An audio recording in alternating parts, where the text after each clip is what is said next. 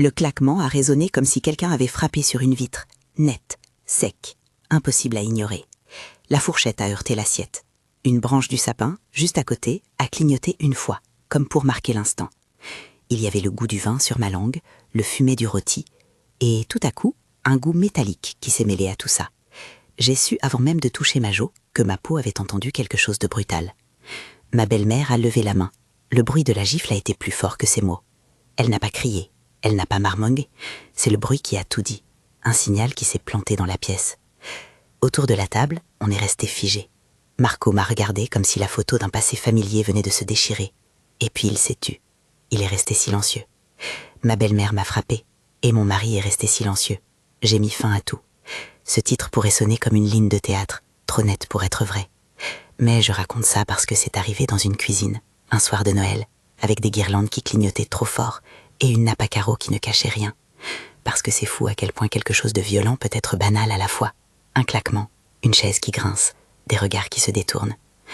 Vous allez comprendre pourquoi ce n'était pas qu'une gifle. Si cette histoire vous touche, abonnez-vous pour écouter la suite et pour partager ces récits vrais.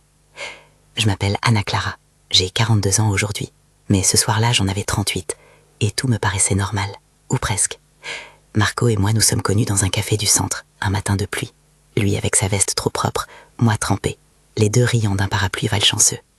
Il avait une façon de sourire qui faisait croire qu'il n'y avait pas de complications au monde. Il m'a courtisé comme si chaque geste était un présent. Au début, il appelait pour des rendez-vous improvisés, m'apportait des livres qu'il disait avoir trouvés pour moi, et faisait des petits déjeuners où il brûlait les toasts à force d'être distrait par des histoires à me raconter. Je me suis mariée en pensant que je m'envolais vers un espace où deux personnes se soutiennent. Nous avons emménagé dans un appartement que nous avons aménagé ensemble. J'ai aimé peindre les murs, choisir les rideaux. J'ai aimé rire avec lui jusqu'à l'épuisement. Mais j'ai aussi appris, pas à pas, une géographie plus complexe. La maison de Marco avait des pièces où je n'étais pas invitée de la même façon. Il y avait des codes non dits, des règles tacites. Les repas du dimanche sont chez ma mère. On ne discute pas de politique à table. Tu pourrais faire un peu moins de bruit à la maison, chérie. Des petites corrections qui au début me semblaient des maladresses familiales, puis des gouttes qui creusent. Donna Vera, c'était son nom. Ce prénom qui sonnait comme un costume trop grand pour elle. Aimait régner. Elle n'était pas seulement autoritaire. Elle avait une manière de rendre tout ce qui venait de l'extérieur inférieur, suspect. Si je parlais d'un projet, elle disait « Ah, tu as lu ça ?» avec un sourire qui réduisait mes idées à des bruits. Si je portais une robe qui lui semblait trop voyante, elle me le signifiait en silence, en levant un sourcil, en s'interposant devant le miroir. Les petites humiliations arrivaient comme des visites intrusives, un commentaire à voix basse, une imitation, un geste qui me retirait de l'espace. Marco, lui, était un monde à part. J'ai souvent interprété son silence comme une façon d'éviter l'escalade. Il choisissait l'apparente tranquillité, la paix sans conflit, plutôt qu'un affrontement. Avec le temps, ce silence a commencé à faire bruit. J'en ai fait l'expérience comme d'un vide qui pèse. On parle d'absence, mais l'absence active, le fait de ne pas intervenir, est une posture qui défend l'agresseur par défaut. Il m'arrivait de surprendre son regard quand sa mère me rabaissait.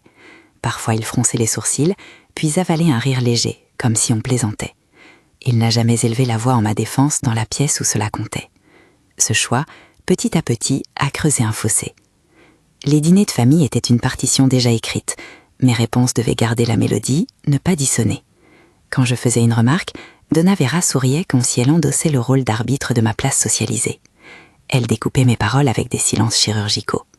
S'il y avait une remarque plus vive, Marco disait parfois « Arrête maman », et puis rien d'autre. Suffisamment pour calmer la tempête superficielle, pas assez pour changer le courant. Avant cette nuit de Noël, les signes s'étaient multipliés de manière presque invisible. À mon sens, ils n'étaient jamais isolés. Une remarque sur mon physique après le déjeuner, un air de supériorité pendant une réunion de famille, une petite mise en scène qui, cumulée, pesait lourd. Une fois, lors d'un barbecue, elle avait commenté devant tout le monde mon travail en disant « Oh, le boulot d'Anna, c'est pour faire joli, non ?» On a ri, un rire convenu, mais j'ai senti mes épaules se crisper. Une autre fois, elle a remis en cause mes choix alimentaires, décrétant que dans cette maison, on ne gaspille pas, quand j'étais insistée pour un plat différent, comme si choisir était un crime. Ces incidents, pris séparément, ressemblaient à des courants d'air. Ensemble, ils formaient un hiver. Il y avait aussi les gestes concrets de contrôle. Elle choisissait les lieux des réunions familiales, orientait les conversations, et quand j'évoquais un projet qui demandait du soutien, elle demandait à Marco de temporiser, autrement dit, de ne pas m'encourager devant elle. Une fois, Après avoir raconté un petit succès professionnel, elle s'est écriée avec un désintérêt fin. « Ah, bravo, mais ce n'est pas la même chose que ce que fait la famille, tu sais. » La manière dont elle utilisait le mot « famille » me rappelait une forteresse. Elle ne m'incluait pas vraiment dans cette forteresse, elle m'observait depuis les murs. Il y a eu des moments où j'ai tenté de parler. J'ai essayé d'exprimer que je me sentais rabaissée, que je n'aimais pas certains de ses commentaires. Souvent, Marco répondait par de petites phrases conciliantes. Tu sais qu'elle ne veut pas être méchante, ou c'est sa façon d'être. Il projetait ses explications comme des boucliers. Mais au fond, je savais que mes mots n'avaient pas le même écho que la position de la mère dans la famille. Face à elle, j'étais perçue comme la petite nouvelle, l'intruse, celle qui devait s'adapter. La veille de Noël, tout avait été préparé comme d'habitude. La dinde, des salades, ces petits gâteaux que la voisine avait offerts. J'avais mis une robe que j'aimais, bleu profond, simple, parce que Noël avait ce poids d'éclat. Marco avait aidé à accrocher les lumières. Il riait, effleurait ma hanche, comme si rien d'autre ne pouvait altérer ce tableau. Ses gestes étaient tendres et, quand c'était juste lui et moi, je croyais encore qu'il y avait un îlot de sécurité. Mais la famille, ce soir-là, avait une atmosphère électrique. Chacun avait ses alliances, et je n'étais pas au centre de celle-ci. La table était belle. Les assiettes semblaient raconter une histoire de confort. Il y avait des conversations en surface, la météo, la série du moment, et des silences sous-jacents. Ma belle-mère souriait, cette espèce de sourire de commandement qui n'attendait aucune réponse. À un moment donné, une remarque anodine a basculé la scène. Quelqu'un a évoqué un souvenir de jeunesse de Marco, et elle a ri d'un ton qui en disait long. Elle s'est adressée à moi d'un air condescendant, parlant de mon origine, insinuant que mes manières étaient une autre époque. Je l'ai senti comme un froid coup de vent. Puis la colère, que je connaissais déjà mais que je n'avais jamais vue matérialiser, a pris forme. Elle a pesé sur ma personne comme une main glacée, et la main est devenue geste. La gifle, brutale, a coupé le fil d'une histoire trop longue. J'ai senti, en même temps que la douleur, une lumière qui s'allumait, pas la lumière de la colère sans but, mais la lumière d'un espoir ancien et improbable, le moment où vous reconnaissez qu'il faut choisir vous-même. Quand cela s'est produit, je me suis levée. Ce n'était pas une réaction automatique de peur, c'était une décision. Je ne devais pas me recroqueviller. Ce n'était pas l'heure des larmes muettes sous la table, à absorber l'infamie. Je me suis tenue droite, j'ai relevé le menton. La famille a gelé. Les conversations se sont éteintes comme on ferme une porte derrière soi. « Marco », ai-je dit, et ma voix n'était pas tremblante. Elle était solide, comme un vêtement d'hiver. « Tu vas faire quelque chose, maintenant. » J'aurais pu supplier, j'aurais pu implorer un geste. Je ne l'ai pas fait. J'ai choisi un autre registre, l'ultimatum, parce que j'avais compris que la paix qu'il recherchait par le silence était une paix achetée au prix de ma dignité. Il m'a regardé, il a ouvert la bouche, puis il s'est tu. Le silence a fait comme une deuxième gifle, plus invisible, plus durable. J'ai compris que le vrai choix n'était pas entre elle et moi, mais entre lui et le pouvoir de choisir qui il voulait être. Sa décision d'être silencieux, là, juste là, a acté quelque chose. Il n'a pas dit « sors, maman ». Il n'a pas dit « pardon, Anna ». Il n'a pas fermé la bouche pour réparer. Il a choisi l'inaction. Ce silence m'a donné une clarté que je n'attendais pas. J'ai senti un fil qui, depuis des années, se tendait jusqu'à atteindre un point de rupture. Ce fil, c'était notre mariage tel qu'il avait existé jusque-là. Un écheveau de petites compromissions, d'omissions, des gestes de façade. Quand il a lâché, il n'y a pas eu d'explosion spectaculaire. Juste la reconnaissance qu'il n'y avait plus de fil pour me retenir. Le fil était cassé. Je me suis approchée de Donna Vera. Elle avait le visage presque étonné, comme si elle avait touché les contours d'une règle qu'on ne règle pas. Je l'ai fixée en silence pendant une seconde qui a semblé durer une éternité.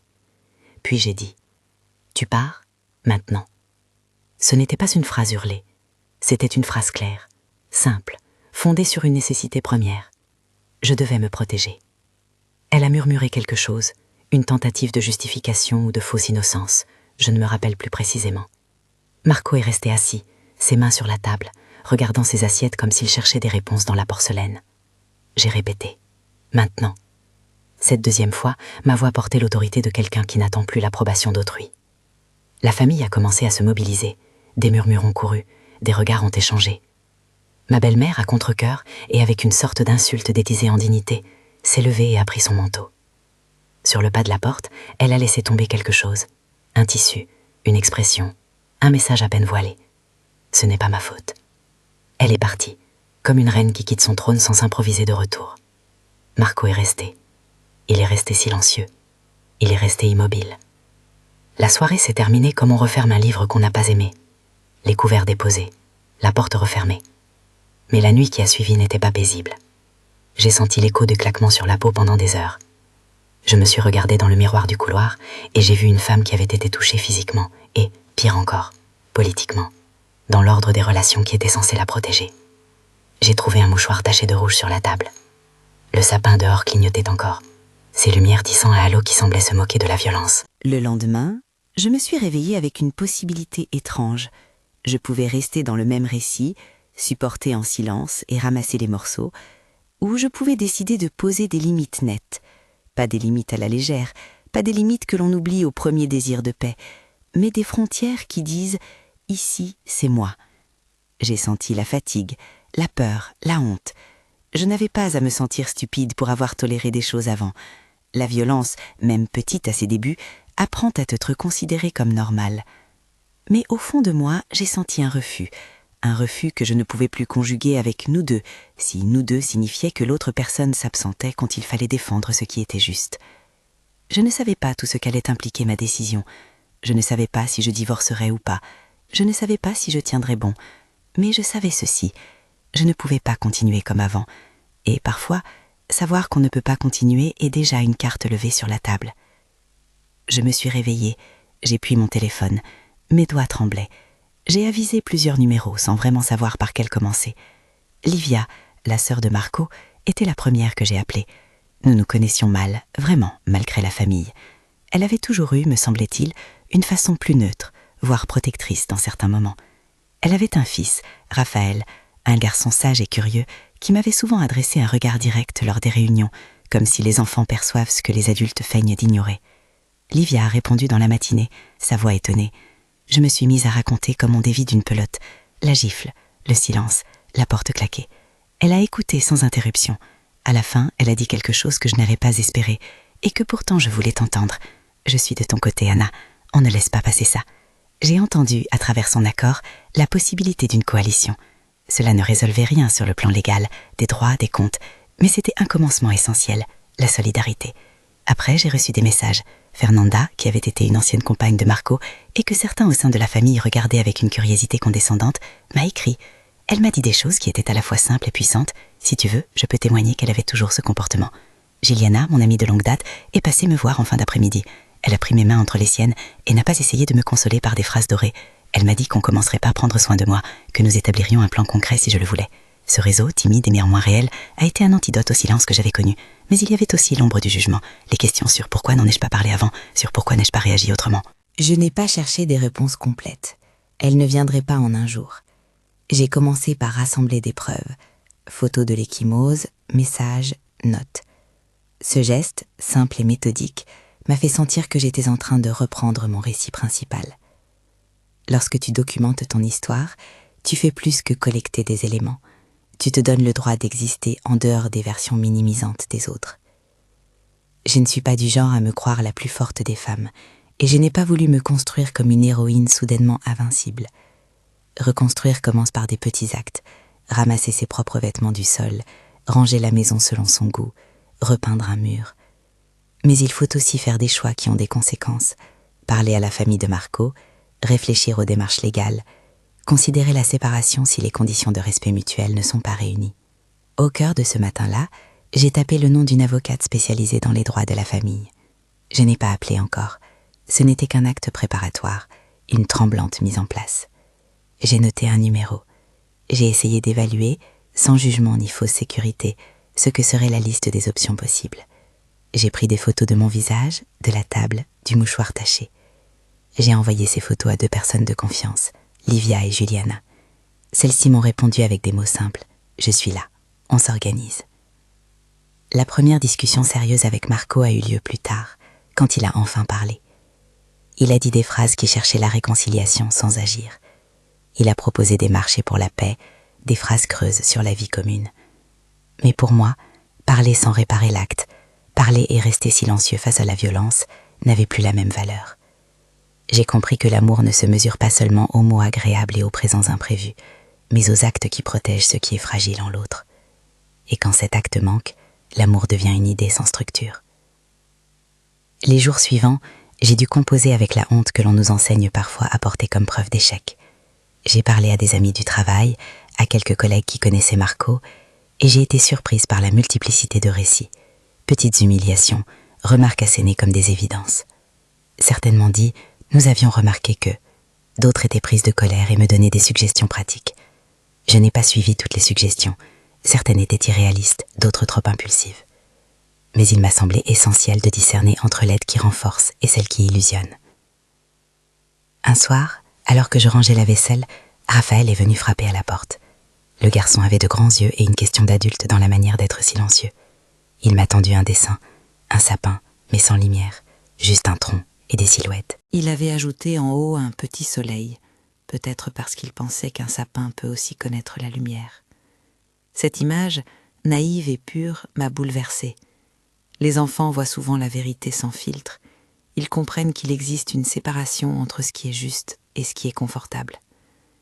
Raphaël n'a pas fait de commentaire. Il a simplement posé son dessin sur la table et s'en est allé. J'ai gardé ce dessin comme on garde un talisman. La vie a continué de se dérouler autour de petites actions. Préparer le déjeuner, répondre à un mail, prendre rendez-vous chez le médecin. Mais une détermination nouvelle s'était installée en moi.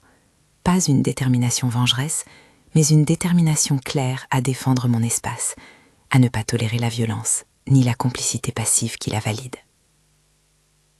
Il y a eu dans ces journées des moments d'effondrement. Je ne veux pas les enjoliver. Certaines nuits, j'ai pleuré sans bruit, avec la certitude que j'avais été trahie par celui que j'aimais. Mais il y a eu aussi des matins où je me regardais avec une tendresse que je ne m'accordais pas avant. Je me suis dit que je méritais d'être respectée. Ce mot « mérite » est simple, et pourtant il y avait des années où je l'avais effacé de mon vocabulaire, en faveur d'une version de la paix qui m'excluait. Une amie me suggérait de trouver un planning pour les jours à venir, qui appeler, quels documents rassembler, qui prévenir. La liste a paru froide, administrative, presque bureaucratique, et pourtant elle avait la puissance de l'ordre, mettre des choses en rang, une chose après l'autre. J'ai coché la première case, parler à Livia. J'ai coché la seconde, garder les preuves. J'ai noté voir une avocate et j'ai hésité sur la troisième case, dire aux parents de Marco. Je ne voulais pas transformer toute cette histoire en un tribunal familial où la plainte serait noyée dans anciennes rancœurs. Mais je savais qu'il fallait que les personnes qui avaient le pouvoir d'influencer Marco prennent conscience qu'ils devaient agir. Le pas suivant a été de dire « je ne resterai pas soumise à l'idée d'une paix qui suppose mon effacement ». J'ai écrit ces mots plusieurs fois, comme pour me les faire croire. J'ai commencé à réécrire l'histoire, phrase par phrase, non pas pour expliquer aux autres mes choix, mais pour me donner un fil conducteur. Le fil qui tenait jusque-là, celui qui m'avait relié au mariage fondé sur des demi-veilles et des silences, était rompu. Je pouvais choisir de me recoudre ailleurs. Un soir, en refermant le journal où j'avais noté mes pensées, j'ai regardé de nouveau le sapin qui clignotait dans le salon. Il n'était plus décoratif, il était témoin. Ses lumières vacillaient, et je me suis souvenu du bruit de la gifle comme d'un instant où la musique de ma vie a changé de tempo. Il y aurait des conséquences à venir, des séparations possibles, des pertes et des consolations. Mais je sentais aussi une chose très claire. Je n'avais plus envie d'organiser ma vie autour du silence des autres. La suite des jours a été faite d'une progression rigoureuse, pas spectaculaire. Conversation prudente, témoignages, rendez-vous timides. Mais je pouvais déjà sentir une ligne, une direction, qui n'était plus celle de l'adaptation à autrui, mais de la construction d'un espace où je pouvais respirer. Et c'est là, au cœur de ce souffle retrouvé, que la décision, lente, ferme, sans tapage, a commencé à se former. Les semaines qui ont suivi se sont déployées comme une suite de petits rituels de réclamation. Chaque geste avait quelque chose de cérémoniel. Replacer une assiette à la bonne étagère, ranger un manteau dans le placard qui depuis des années n'était plus tout à fait le mien, écrire une liste d'appels à faire et barrer un nom à la fois. La violence avait laissé une trace physique, l'échymose qui s'estompait lentement, et une trace plus dense, comme une empreinte noire dans la mémoire. Mais à côté de cette trace, j'ai commencé à tracer une route. Le premier grand rendez-vous a été avec Marina. Son cabinet sentait la cire de parquet et le café en boîte. Les murs étaient couverts de cadres couleur sobre. Elle m'a reçue avec une tasse fumante dans les mains, sans jugement, comme si la première chose à faire était de me rendre le droit d'être écoutée. Nous avons parlé longtemps. Elle a expliqué, sans jargon inutile, quelles pouvaient être mes options.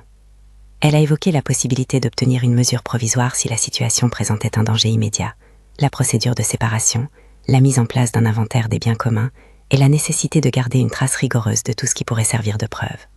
À chaque mot, j'ai senti la froideur rassurante d'une carte juridique posée sur la table. Pas une solution magique, mais une structure pour soutenir mes pas. Marina ne m'a pas promis de victoire facile.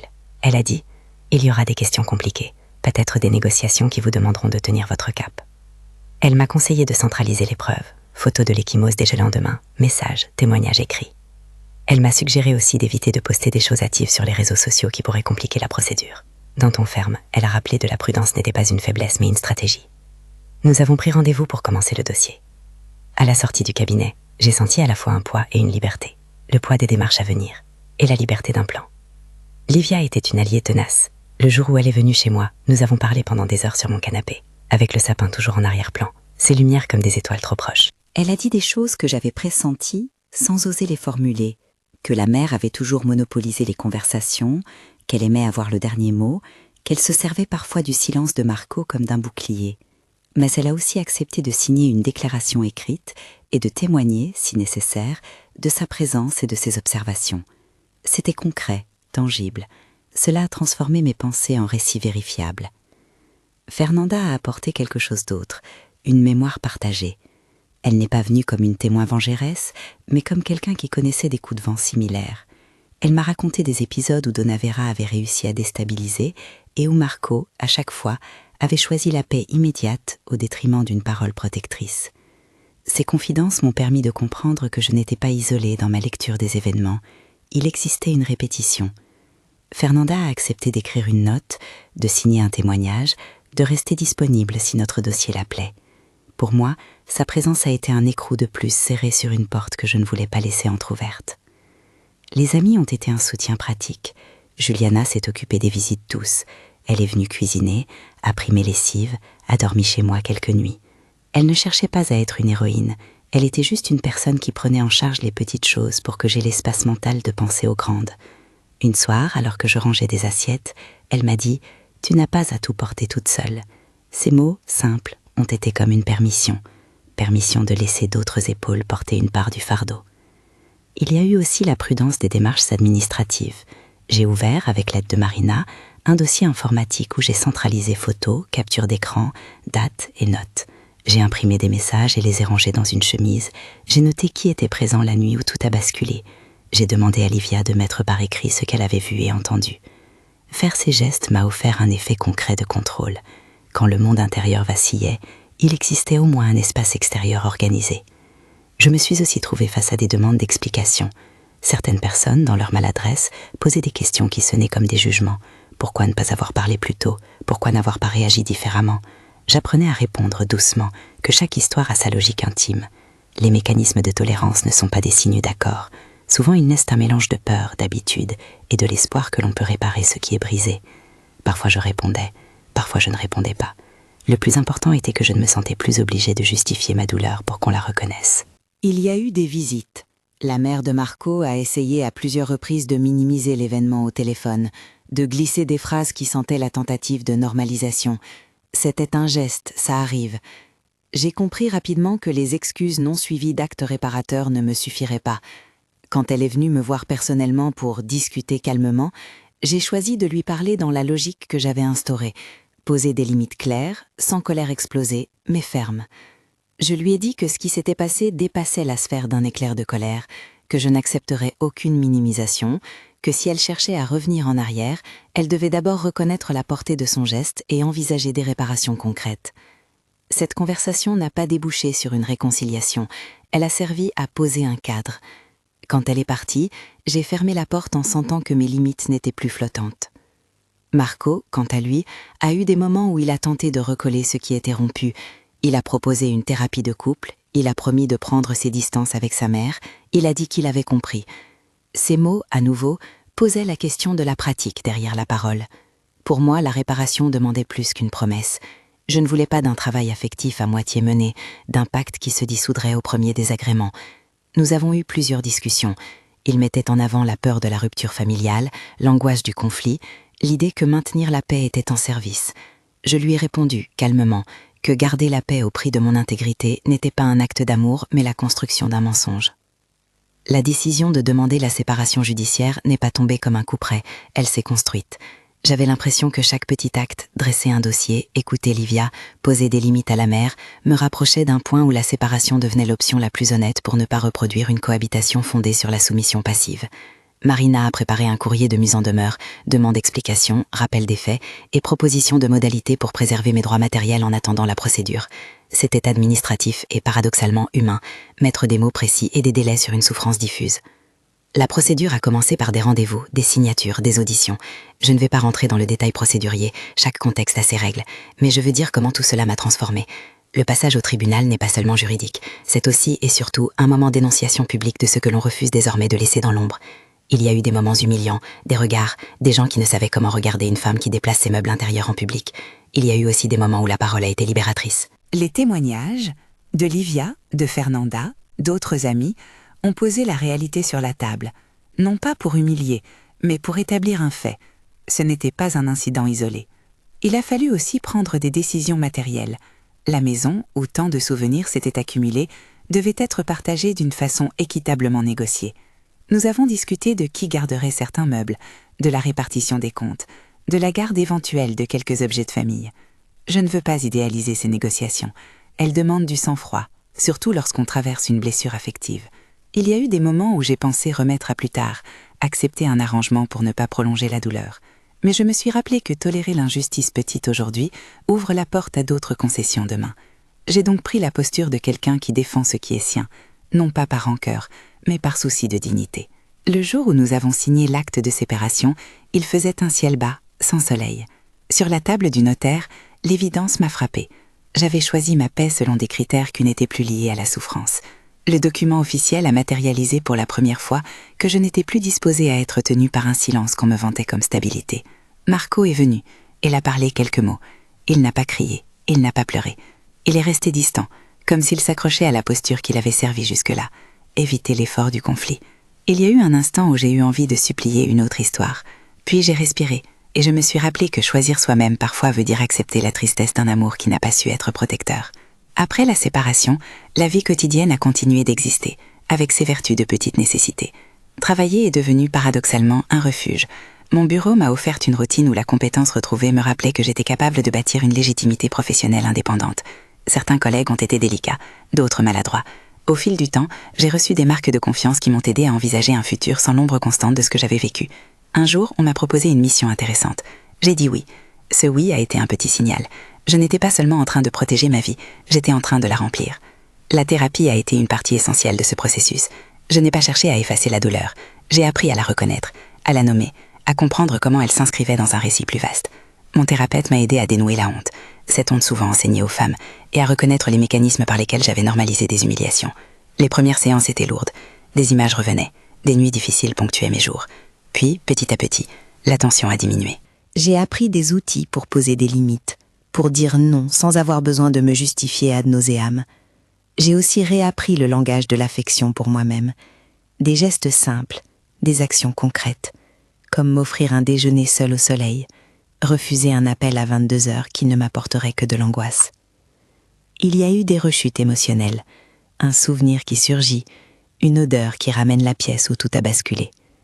Ce n'était pas un progrès linéaire, mais je me suis rendu compte que chaque fois que je revenais de ces chutes, je savais mieux comment me relever. J'ai pris soin de me construire un calendrier de petites victoires, un week-end avec des amis, une journée à ne rien faire, une soirée où j'ai mis de la musique que j'aimais et dansé seule dans le salon. Ces gestes, anodins, constituaient un chantier de réparation du goût de vivre.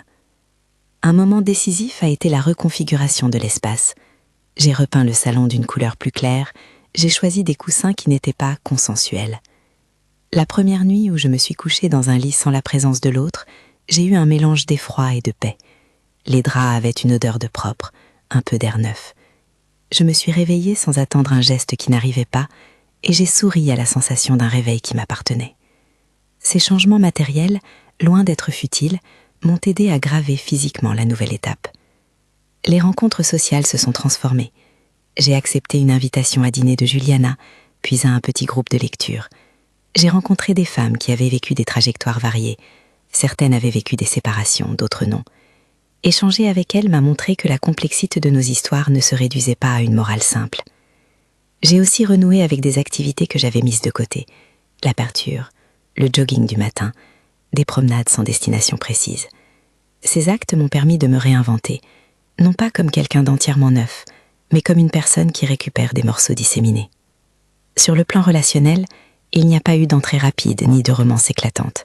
J'ai refusé les pressions. Je n'avais pas à me remettre en couple pour prouver que ma vie était reconstruite. J'ai fréquenté des cafés, fait des rencontres, parfois légères, parfois significatives, mais toujours avec le même critère, une présence qui respecte ma frontière. Ce n'est pas la solitude que je fuyais, mais l'absence de sens dans les échanges. J'ai appris à apprécier la compagnie quand elle venait comme un choix plutôt qu'un besoin. Quant à la famille, les relations ont changé. Certaines personnes ont pris parti, d'autres se sont tues. Ce qui m'a frappé, c'est que défendre ma dignité a parfois signifié perdre des relations jugées sûres. Cela a coûté. Mais lentement, des liens se sont reposés sur autre chose que des accords tacites. Livia est restée. Elle a continué à être présente, non pour m'épargner la douleur, mais pour la traverser à mes côtés. Raphaël, le garçon, m'a envoyé des messages dessinés parfois, comme un rappel que certaines vérités sont vues par les enfants avant d'être dites par les adultes. Il y a eu aussi des jours où j'ai perçu l'arrière-goût de la colère contre Marco, et il serait malhonnête de dire que je ne ressentais plus rien. J'ai senti, parfois, une colère froide, non pas tournée vers la vengeance, mais comme une énergie à canaliser vers la mise en place d'une vie plus juste pour moi. J'ai transformé cette colère en acte de préservation. Les enjeux n'étaient pas d'humilier l'autre, mais de garantir que ma dignité ne soit plus troquée pour un silence confortable. Au fil du temps, l'angoisse a cédé place à une forme de clarté. J'ai recommencé à rêver plus loin que la semaine à venir. J'ai planifié un voyage pour la première fois depuis des années, une petite escapade pour me rappeler que le monde n'était pas réduit à la scène de ma blessure. J'ai rencontré des gens qui m'ont stimulé intellectuellement, des collègues qui m'ont proposé des projets et des clients qui ont apprécié mon travail. Ces éléments, mis bout à bout, ont formé un tissu nouveau. Il est important de dire que la reconstruction n'a pas effacé la mémoire de la gifle ni la peine du silence. Ces éléments restent, comme des cicatrices, visibles parfois, dissimulés souvent. Mais ils ont cessé d'être le centre de ma définition. Je ne suis plus simplement celle qui a été giflée. Je suis une femme qui a vécu une agression et qui a choisi des moyens pour y répondre et pour se protéger. Et ce choix a des répercussions sur la façon dont je me vois. Le moment où tout cela s'est senti réellement consolidé n'a pas été la signature d'un papier, ni une grande déclaration publique. C'est arrivé un soir d'été où j'ai dîné avec des amis et où nous avons ri longtemps, sans que la conversation ne revienne systématiquement sur ce qui s'était passé. À un moment, quelqu'un a raconté un souvenir drôle et la pièce entière a éclaté de rire. J'ai senti alors une légèreté qui n'était pas de la naïveté. C'était la reconnaissance que la vie avait encore de la place pour la joie. Avant de clore ce récit, je veux être claire sur ce que je ne veux pas vendre comme message. Je ne prétends pas que tout s'est arrangé du jour au lendemain. Je ne veux pas non plus instrumentaliser ma douleur comme une leçon universelle. Chaque chemin est singulier. Mais je veux partager ce qui m'a aidée, la conscience que la dignité s'apprend et se défend, la recherche d'alliés qui regardent la réalité avec franchise, la documentation organisée des faits et l'accès à des conseils professionnels pour prendre des décisions informées. Et surtout, l'acceptation que choisir soi-même implique parfois la rupture avec ce qui semblait confortable, mais qui était destructeur. Aujourd'hui, quand je passe devant la table de Noël qui avait été le théâtre de la gifle, je ne ressens plus seulement l'ombre de ce qui s'est passé. Je la vois comme une balise qui m'a poussée, douloureusement mais fermement, vers une vie où le respect est indiscutable. Marco et moi avons officiellement mis fin à notre mariage. Il est parti vers une trajectoire où il devra, peut-être, interroger ses choix. Pour ma part, j'ai choisi la route où la priorité est le soin de soi, le respect et la cohérence. Si vous traversez quelque chose de similaire, je voudrais vous dire ceci. Ce n'est pas votre faute d'avoir toléré des choses avant de trouver la force de réagir. Le courage ne consiste pas toujours à crier. Parfois, il se manifeste dans des actes administratifs, des appels à des amis, des séances de thérapie, la conservation de preuves. Demander de l'aide n'affaiblit pas, cela crée des ponts. Vous méritez d'être protégé et respecté. Et si la personne censée vous protéger choisit le silence, ce silence est un choix, et ce choix ne doit pas vous retenir. Je ne sais pas si tout cela sera la fin définitive de mes blessures, probablement non, mais je sais que j'ai posé des gestes pour les border et qu'aujourd'hui je me tiens debout avec une plus grande clarté sur qui je suis et ce que j'accepte. Si mon histoire résonne avec la vôtre, partagez-la, commentez ou simplement dites-moi que vous m'avez entendu. Il existe des communautés et des ressources prêtes à écouter et à accompagner, et si vous en avez besoin, cherchez des professionnels qualifiés pour vous conseiller selon votre situation. Vous n'êtes pas seul. Si cette parole vous a touché, partagez-la avec quelqu'un qui pourrait en avoir besoin. Parfois, un geste simple ouvre la porte d'un changement.